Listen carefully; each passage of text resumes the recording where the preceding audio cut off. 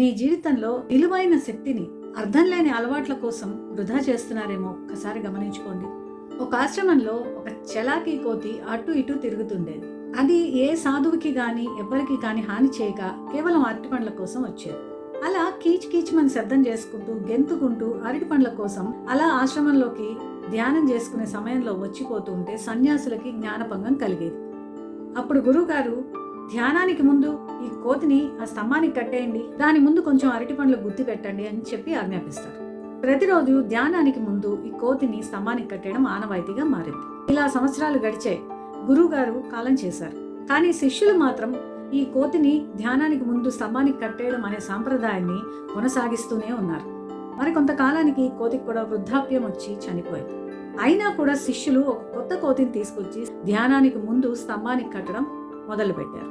రాను రాను ధ్యానానికి ముందు ఈ కోతిని స్తంభానికి కట్టేయడం అనేది ఒక తప్పనిసరిగా పాటించాల్సిన సాంప్రదాయంగా అయిపోయింది. ఈ పనిని జ్ఞానంతోనో లేక కారణంతోనో కాక కొన్ని తరాలుగా అలవాటుగా కొనసాగించవలసి వచ్చింది.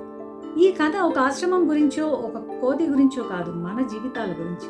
ప్రతి మనిషి తన జీవితంలో ఇలాంటి ఒక కోతిని భరిస్తూ పోషిస్తూనే ఉంటాడు.